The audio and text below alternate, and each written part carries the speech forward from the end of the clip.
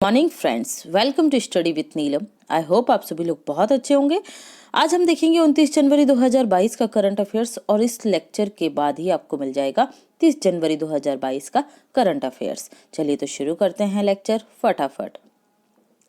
तो करते हैं आगाज अपनी जीत की तैयारी का गणेश भगवान का नाम लेकर, क्योंकि इनके नाम के साथ अगर शुरुआत हो तो काम अच्छा ही होता है। चलिए, ये है आपके लिए क्वेश्चन। ये पूरे लेक्चर के अंत में आपको इसका जवाब मिलेगा। आपके लिए क्वेश्चन है, निम्न में से कौन इसरो के नए चेयरमैन और इसरो विभाग जो स्पेस डिपार्टमेंट है उसके नए सचिव बन गए हैं। तो ये रहे आपके ऑप्शन। आप लोग लेक्चर के दौरान इसका आंसर देने की कोशिश करें, अदरवाइज आपको आंसर लास्ट में मिल ही जाएगा। चलिए पहला क्वेश्चन देखते हैं। पहली बार हुए भारत मध्य एशिया शिखर सम्मेलन में भारत सहित 10 नहीं मध्य एशियाई देशों के राष्ट्र प्रमुखों ने भाग लिया है। किसने? मध्य एशियाई देशों के, सेंट्रल एशिया के जो कंट्रीज हैं। तो इसमें कौन सी सेंट्रल एशियाई कंट्रीज है जिसने भाग लिया है? तो यहाँ राइट आंसर होगा डी, उपरोक्त सभी। उज्बेकिस्तान, तुर्कमेनिस्तान, कजाकिस्तान, ताजिकिस्तान और किर्गिस्तान, इन पांचों मध्य एशियाई देशों और भारत के प्रधानमंत्री नरेंद्र मोदी के मध्य ये पहली वर्चुअल शिखर वार्ता थी। पहली बार वीडियो कॉन्फ्रेंसिंग के माध्यम से भारत और मध्य एशियाई देशों के राष्ट्र प्रमुखों के साथ शिखर सम्मेलन आयोजित किया। देखिए, वैसे तो हमने 2012 में बनाई थी मध्य एशिया पॉलिसी। अब 2012 से ये चल रहा है 2022, हमें पूरे 10 साल लग गए उस पॉलिसी को आगे बढ़ाते बढ़ाते इस स्तर पर पहुंचाने में कि हमने अब जाकर पहली क्या की है, शिखर वार्ता की। अब पहली की है इसलिए इम्पोर्टेंट है, ओके, क्योंकि यहाँ से संबंधों में एक नई बयार शुरू हो रही है। इसमें Uzbekistan, Kazakhstan, Kyrgyzstan, Tajikistan, Turkmenistan के राष्ट्रपतियों ने भाग लिया। 27 जनवरी ये डेट हमारे लिए बहुत ज्यादा इंपॉर्टेंट है। पहली बैठक इसी डेट को आयोजित हुई है। 27 जनवरी 2022 को वर्चुअली यह बैठक संपन्न हुई। तुर्कमेनिस्तान ने तापी पाइपलाइन परियोजना के कार्य को पुनः प्रारंभ करने के लिए भारत पर जोर डाला, क्योंकि तुर्कमेनिस्तान प्राकृतिक गैस के जो भंडार है तुर्कमेनिस्तान में, तुर्कमेनिस्तान चाहता है इस प्राकृतिक गैस के भंडार को वो भारत, पाकिस्तान, अफगानिस्तान तक पहुंचा सके। ओके, आगे देखना होगा, क्योंकि ये जो पाइपलाइन है, ये यहाँ नाम पूरा याद रखिए। तापी तुर्कमेनिस्तान, ए से अफगानिस्तान, पी से पाकिस्तान, आई से इंडिया। ये 1800 किलोमीटर लंबी परियोजना है। कहाँ से? ये शुरू होगी तुर्कमेनिस्तान से इंडिया तक। लेकिन इसके साथ एक प्रॉब्लम ये है इंडिया के लिए कि तुर्कमेनिस्तान से प्रारंभ होकर पाकिस्तान से गुजरेगी, और पाकिस्तान के साथ जो हमारे रिश्ते हैं उसमें हमने देखा है कि पाकिस्तान छोटी छोटी चीजों पर, मतलब कोई छोटा सा इंसिडेंट होता है उसमें ही ये परमाणु हमले की जब धमकी देने लगते हैं। और अगर इस तरीके से कोई गैस पाइपलाइन, प्राकृतिक गैस पाइपलाइन पाकिस्तान से गुजरती है तो इनके हाथ में एक ब्रेकर आ जाएगा, जिससे ये भारत को हर समय क्या करके रख सकते हैं, थ्रेट करके रख सकते हैं। भारत का ये कहेंगे कि मतलब इनके हाथ में एक ब्रेक आ जाएगा जिससे भारत कुछ बोल नहीं पाया करेगा। इसलिए भारत तापी पाइपलाइन परियोजना पर आगे बढ़ना नहीं चाहता है। 2015 में इस पर कार्य शुरू हो गया था, ओके, और इसका लक्ष्य था 2019 में परियोजना के कंप्लीट होने का। लेकिन भारत और पाकिस्तान के रिश्तों की वजह से, फिर तालिबान के कब्जे की वजह से ये योजना ठंडे बस्ते में ही पड़ी हुई है। चलिए याद रखिएगा, तापी पाइपलाइन परियोजना कितने देशों के मध्य? 4। कौन कौन? Turkmenistan, Afghanistan, Pakistan, India. कितने किलोमीटर लंबी है? 1800 किलोमीटर लंबी। किससे संबंधित है? प्राकृतिक गैस पाइपलाइन होगी, ओके। यहाँ मैप देखिए, मैप में आपको दिखाई देंगे ये पांचों मध्य एशियाई देश। ये है काजाकिस्तान, ये है उज्बेकिस्तान, तुर्कमेनिस्तान, किर्गिस्तान और ताजिकिस्तान। यहाँ आपके लिए इंपॉर्टेंट है कि इन देशों की सीमा किससे लगती है। ये है आपका ताजिकिस्तान, तो इसकी चाइना से, किर्गिस्तान से, अफगानिस्तान से, पाकिस्तान से सीमा लगती है। तुर्कमेनिस्तान की ईरान से, उज्बेकिस्तान से, अफगानिस्तान से। यहाँ पर कैस्पियन सी आ गया, ठीक है। तो देखो यहाँ पर आपको क्या चीज याद रखनी है, ये याद रखना है कि विश्व का सबसे बड़ा लैंडलॉक्ड कंट्री कौन सा है? काजाकिस्तान है। कौन सा है? Kazakhstan, okay. और भारत यहाँ से मुख्य रूप से क्या आयात करता है? तेल। क्या आयात करता है? तेल। जो पूरे मध्य एशियाई देश हैं, ये पूरे मध्य एशियाई देशों की अगर हम बात करें तो भारत का जो व्यापार है वो मात्र $2 बिलियन का है। $2 बिलियन। और अगर चाइना की बात की जाए तो चाइना का इन मध्य एशियाई देशों से $41 बिलियन का व्यापार होता है। मतलब आप देख सकते हैं अंतर बहुत बड़ा है। देखिए अभी कुछ समय पहले समाचारों में चर्चा में था आपका तुर्कमेनिस्तान। क्यों? यहाँ पर एक जो साइट है गैस का जो वो है गैसर बोलेंगे, गैसर, जहाँ पे गैस निकलती है और आग जलती है उसे बोला जाता है नर्क का द्वार। ठीक है, नर्क का द्वार। तो अभी तुर्कमेनिस्तान की सरकार ने क्या कहा है? इसे बंद करने के लिए कहा है। काजिंद युद्ध अभ्यास भारत किसके साथ करता है? कजाकिस्तान और इंडिया के बीच में होता है काजिंद। ओके, बाकी मध्य एशिया और भारत के जो रिलेशन है उस पर एक डेडिकेटेड वीडियो बनाई गई है आपके लिए, आप जाकर उसे देख सकते हैं। बहुत अच्छे से आपको सारे एस्पेक्ट उसमें समझाए गए हैं मेरे द्वारा। चलिए यहाँ पर आप एक और इम्पॉर्टेंट चीज देखिए, जो हमारे प्रधानमंत्री नरेंद्र मोदी उनके द्वारा कहा गया है कि मध्य एशियाई जो देश है तुर्कमेनिस्तान, उज्बेकिस्तान, कजाकिस्तान, ठीक है, ये देश क्या कर सकेंगे? जो भारत ने ईरान में बनाया है कौन सा बंदरगाह? चाबहार बंदरगाह, उसका ये मध्य एशियाई देश उपयोग कर सकेंगे, क्योंकि ये सारे के सारे मध्य एशियाई देश क्या है? लैंडलॉक्ड है, मतलब इनकी समुद्र से सीमा नहीं लगती है। और भारत ने ईरान में ये जो चाबहार बंदरगाह बनाया उसका उद्देश्य क्या है? व्यापार को बढ़ावा देना। फ्यूचर में इस जो बंदरगाह है इसको रेल लाइन से जोड़ा जाएगा। ओके, किससे? मध्य एशियाई देशों से, जिससे पाकिस्तान का जो इम्पोर्टेंट है उसे हम खत्म कर देंगे। क्लियर? चलिए तो याद रखिएगा चाबहार बंदरगाह। हिरोशिमा परमाणु बम से सैकड़ों गुना शक्तिशाली ज्वालामुखी विस्फोट किस देश में हुआ, जिसकी शॉक वेब भारत, अमेरिका सहित कई देशों तक पहुंची है? तो याद रखिएगा टोंगो। कहां पर? टोंगो में। यहाँ आप देख रहे हैं मैप में ऑस्ट्रेलिया। ओके, बड़ी जो आपको महाद्वीप दिखाई दे रहा है ऑस्ट्रेलिया। ऑस्ट्रेलिया से आप पूर्व में जाएंगे तो यहाँ आपको दिखाई देगा टोंगो। क्या दिख रहा है? टोंगो। ओके, टोगो मत जाइएगा, टोगो अफ्रीका में और यह है टोंगो।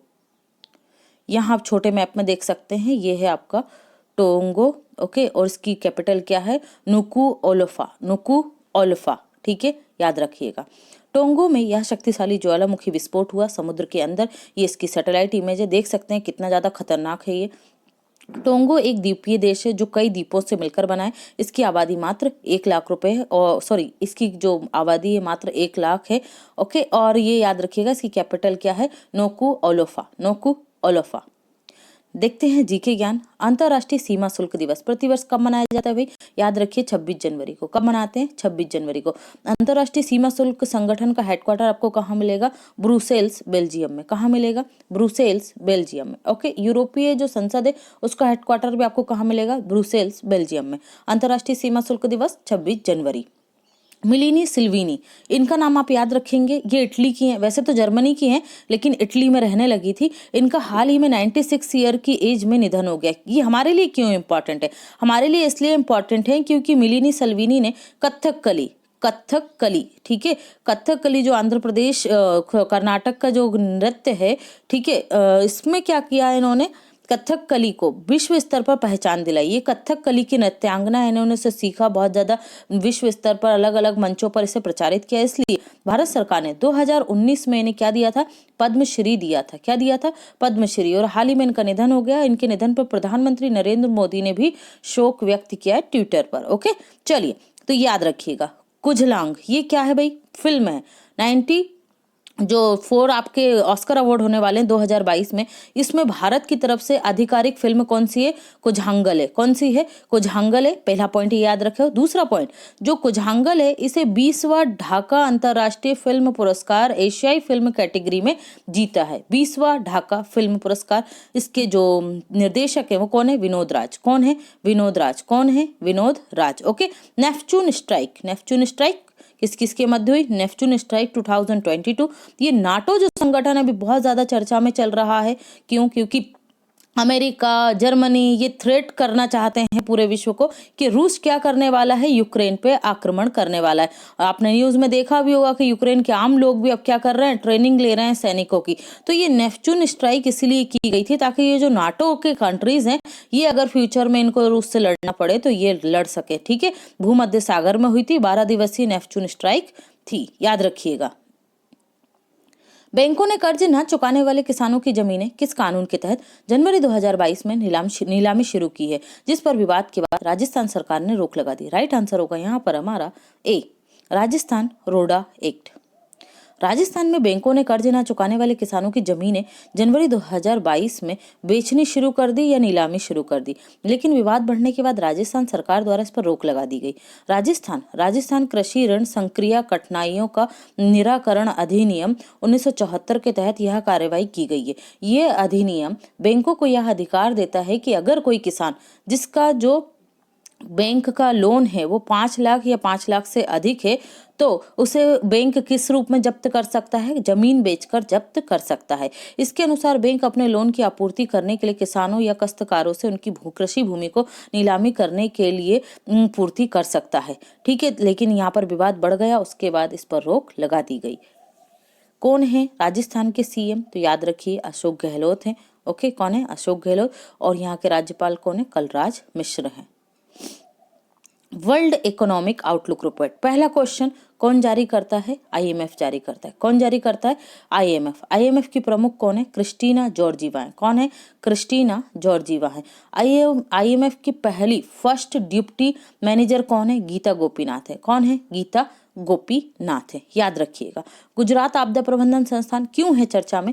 इसलिए भाई क्योंकि वर्ष 2022 में सुभाष चंद्र बोस आपदा प्रबंधन पुरस्कार जो है ऑर्गेनाइजेशन की कैटेगरी में किसको मिला है? गुजरात आपदा प्रबंधन संस्थान को। व्यक्तिगत श्रेणी में किससे मिला है? प्रोफेसर विनोद शर्मा को। किसको मिला है?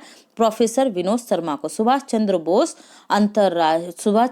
आपदा प्रबंधन पुरस्कार 2022। सुभाष चंद्र बोस अंतरराष्ट्रीय आपदा प्रबंधन पुरस्कार 2021 व्यक्तिगत श्रेणी में किसे मिला था? तो याद रखिएगा राजेंद्र भंडारी को।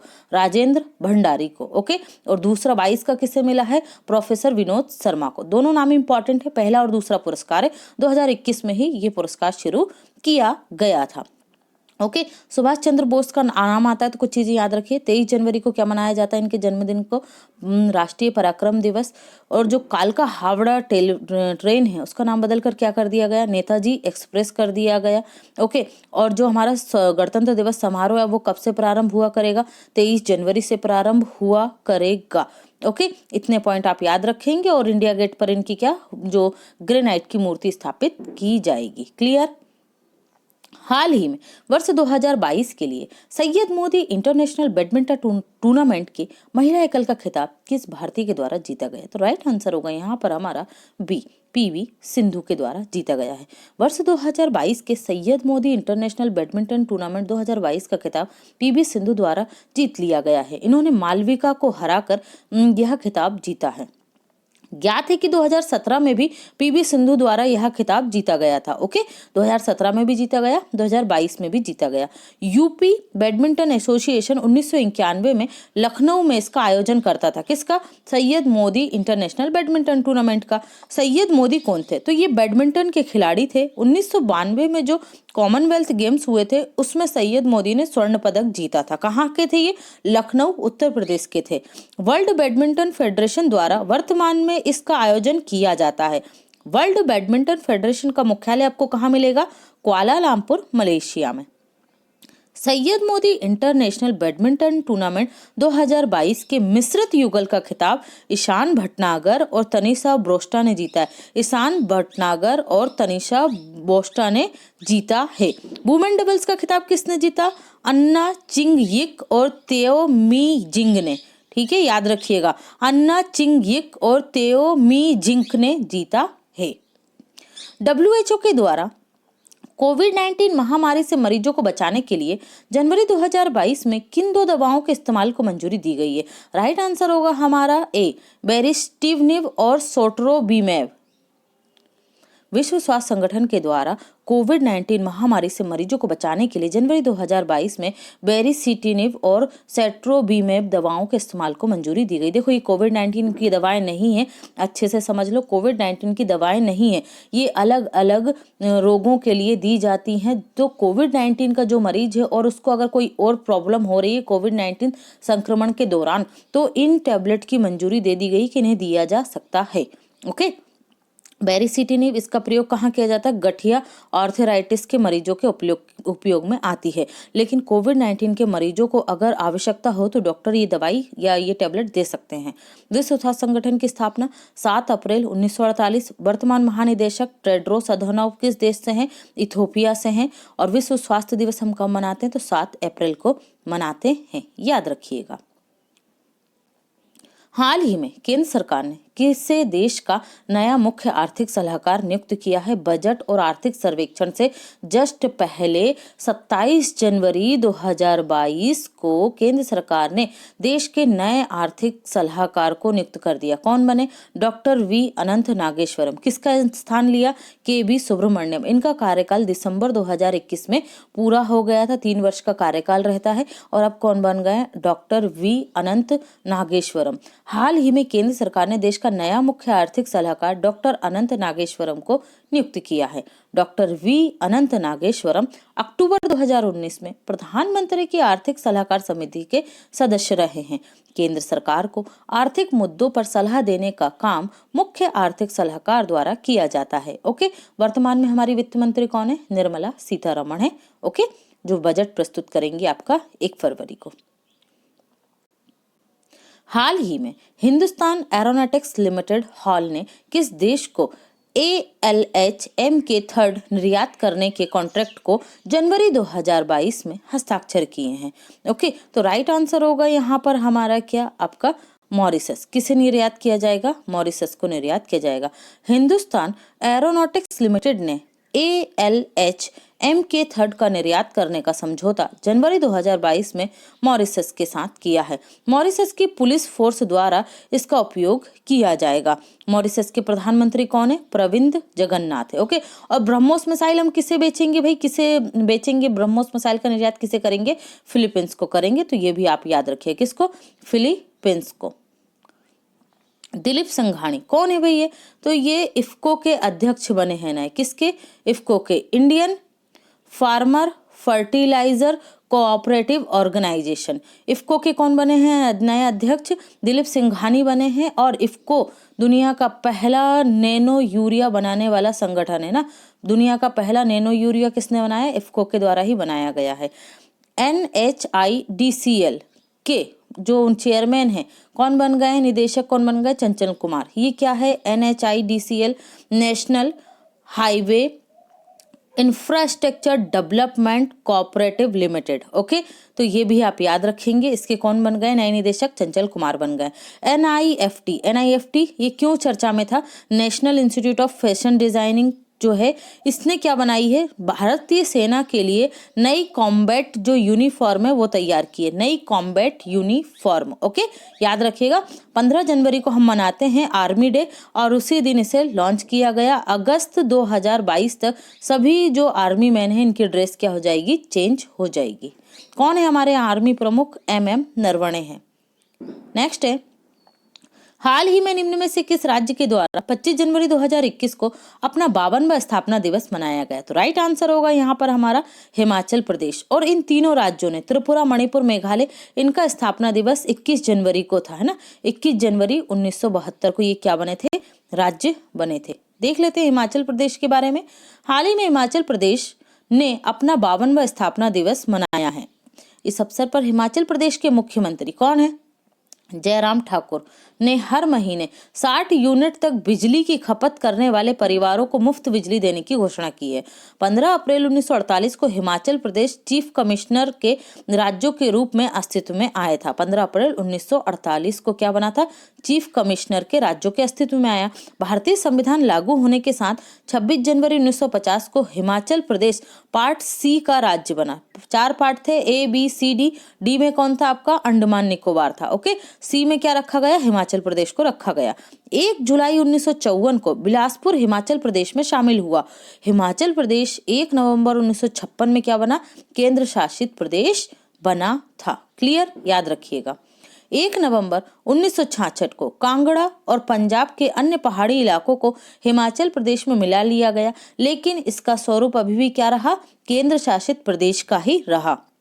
संसद द्वारा दिसंबर 1970 में हिमाचल प्रदेश राज्य अधिनियम पास किया गया तथा नया राज्य 25 जनवरी 1971 को अस्तित्व में आया। ठीक है, याद रखिएगा 25 जनवरी 1971 को। इस तरह हिमाचल प्रदेश भारतीय गणराज्य का कौन सा राज्य बना था? 18वां राज्य बना था। ये याद रखिए, कौन सा बना? 18वां राज्य। क्लियर?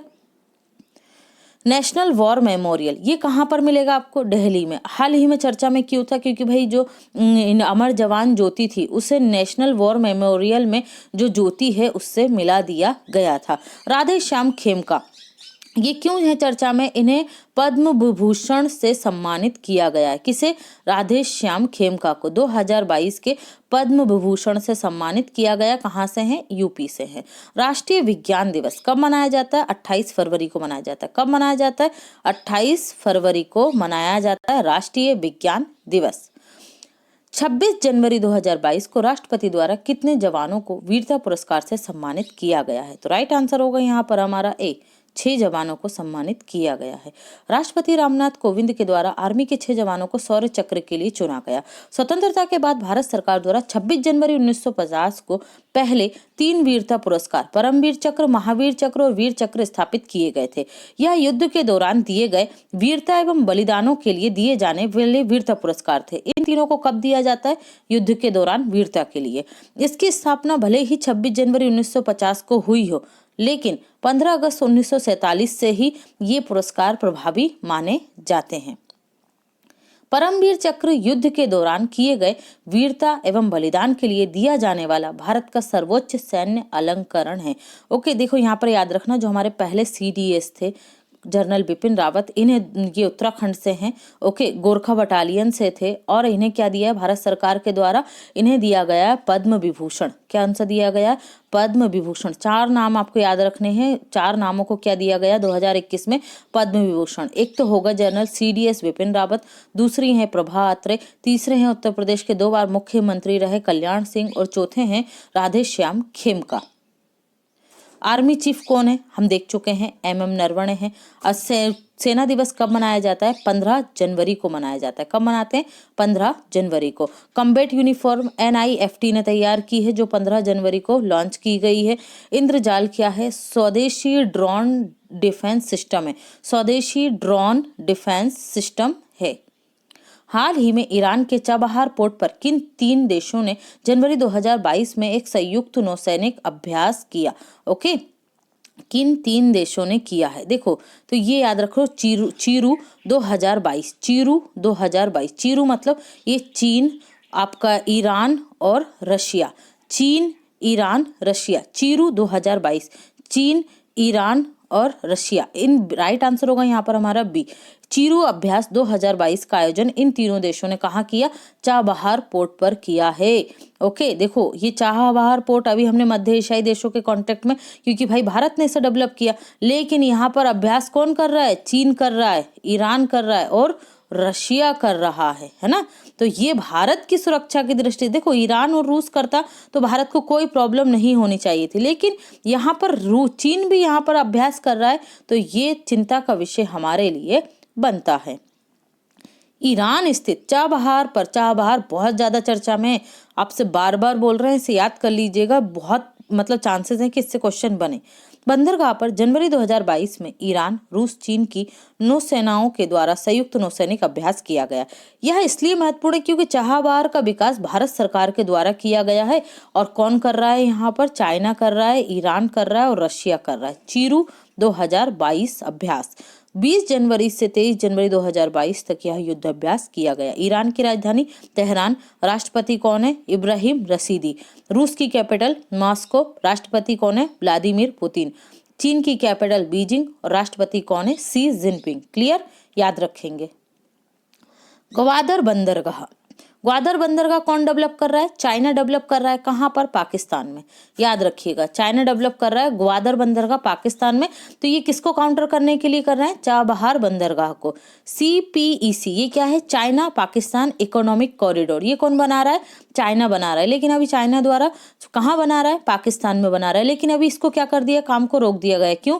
क्योंकि कुछ चीनी इंजीनियरों के ऊपर यहाँ पर पाकिस्तान जो है, तहरीक-ए-तालिबान पाकिस्तान, ये आतंकवादी आतंकवादी संगठन ने यहाँ पर हमला कर दिया था, इसलिए चाइना ने यहाँ पर पाकिस्तान से कंपेशन मांगा है ना, कितने $11 मिलियन का मांगा है कि भाई आपको पैसे चुकाने पड़ेंगे एक चीनी नागरिक के मरने पर।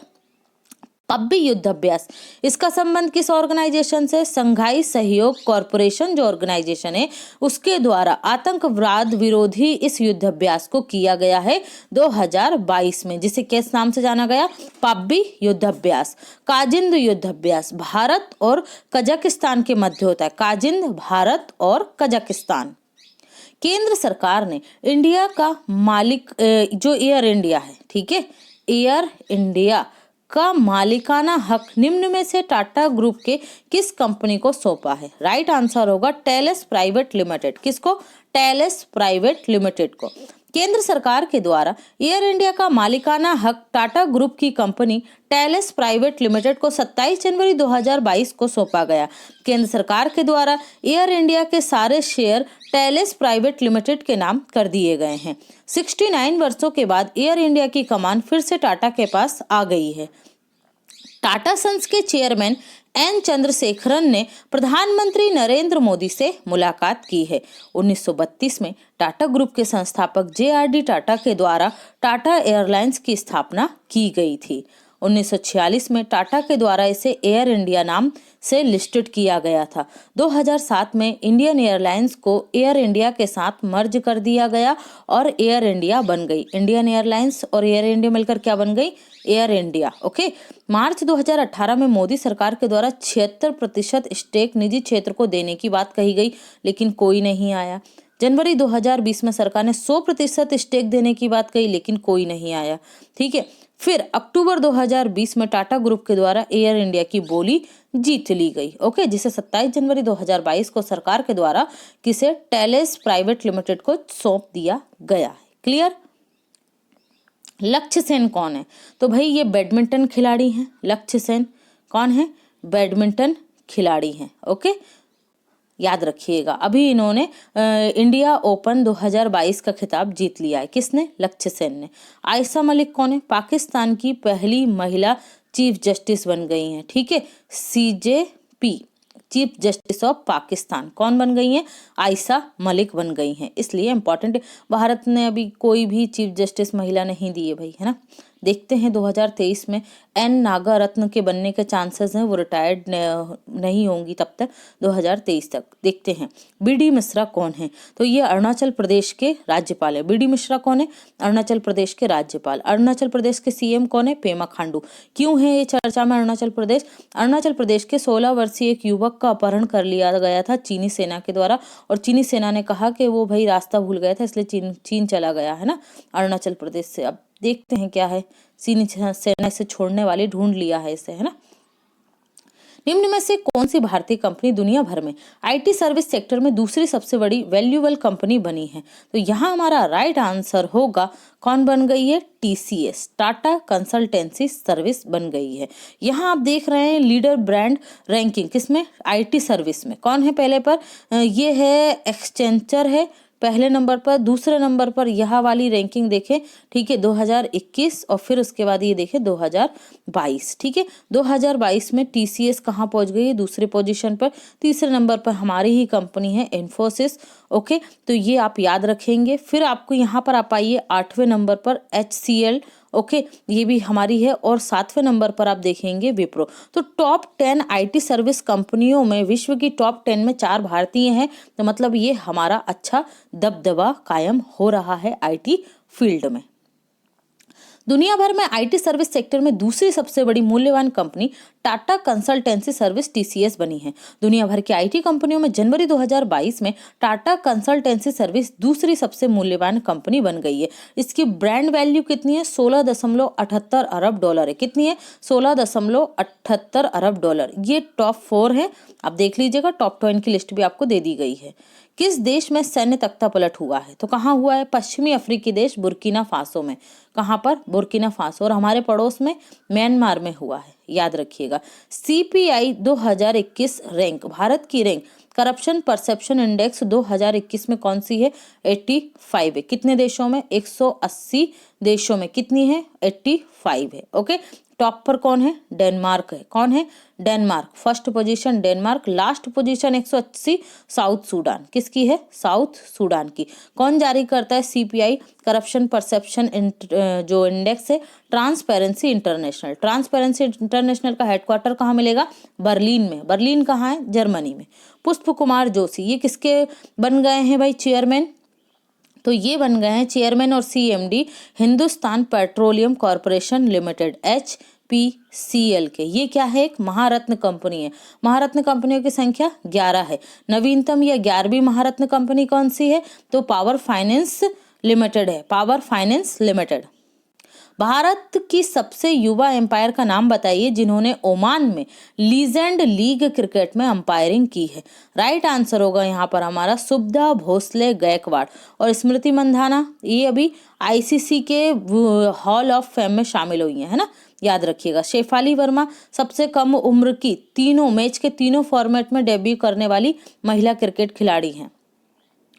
ओमान में आयोजित लीजेंड क्रिकेट लीग में अंपायरिंग करने वाली सुब्धा भोसले गायकवाड़ केंद्रीय उड्डयन मंत्री ज्योतिरादित्य सिंधिया के द्वारा ट्वीट करके बताया गया है कि सबसे युवा एम्पायर है। हालांकि एज के बारे में नहीं बताया। कहां से आती है? मध्य प्रदेश से। मध्य प्रदेश के झाबुआ जिले के थांदला कॉलेज में क्या है? ये खेल अधिकारी है और इनका चयन हुआ था यहाँ अंपायरिंग के लिए, याद रखेंगे। अब आपका जो सवाल आपसे पूछा गया था उसका आंसर क्या होगा? तो राइट आंसर होगा S Somnath. Right answer is S Somnath. ISRO. Okay, ISRO की स्थापना कब हुई थी भाई? 15 अगस्त 1969 को हुई थी। और भारत की पहचान बनी है इस किसमें? स्पेस टेक्नोलॉजी में, उसमें इसरो और दूसरे नंबर पर DRDO का बहुत ही महत्वपूर्ण योगदान है।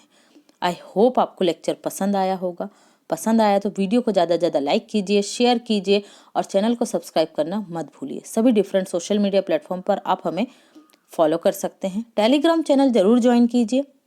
अगर यूट्यूब से नोटिफिकेशन नहीं आता है तो टेलीग्राम पर आपको तुरंत नोटिफिकेशन मिल जाएगा। यहाँ पर आपके लिए डेली क्विज डाले जा रहे हैं स्टेट वाइज। अगर आप MP के स्टूडेंट हैं, MP के एग्जाम की तैयारी कर रहे हैं तो बहुत ज़रूरी है। प्लस यहाँ पर GK और करंट सभी का मिक्सअप आपके लिए पूरे टाइम, टोटल टाइम सिर्फ रात्रि के 8 घंटे छोड़कर टोटल टाइम आपके लिए क्विज डाले जाते हैं। Okay friends, thanks for watching and take care.